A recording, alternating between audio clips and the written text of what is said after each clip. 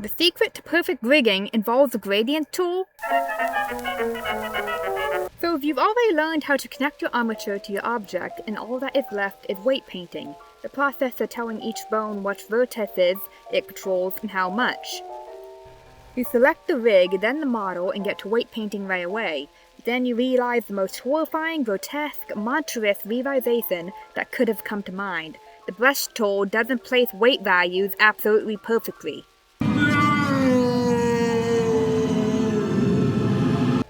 Well, today you probably came here because of the exact situation, and I'll provide the answer to your problem. To begin, you're in weight painting mode with the rig and object selected. Up above, you're most likely in the bone selection mode, the little bone icon. The first step is to change to vertex selection mode, which looks like a cube with a fungus problem. You have to switch between these two modes a lot in order to change the bone you want to edit the vertices of.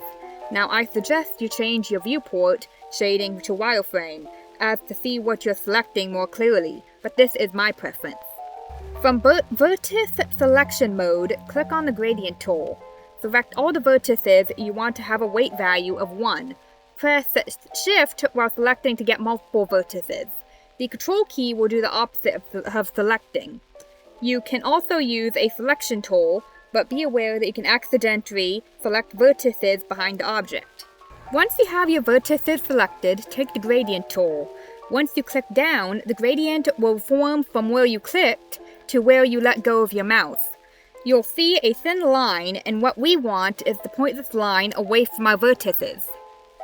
Basically, use the gradient tool in the opposite way. To make sure you aren't using the gradient tool to make a gradient by mistake, click outside of your selected vertices and pull your cursor towards the edges of your screen.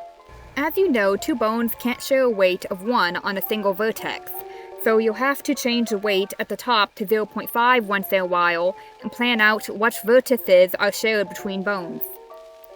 You can see the weight of a single vertex by dragging on the arrow next to the navigator and selecting the Item tab. At the bottom is the bone name and the weight the bones have on the selected vertex. Lastly, if you are rigging a living being, the movement might feel stiff with just values of 0.5 and 1. This is helpful for objects or moving parts, but not legs, necks, or anything that needs a smoother transition in the weight values. To fix this, you can use the Blur tool, but with some changes to the settings. To make sure everything is blurred evenly, set the size to 5,000 at a minimum.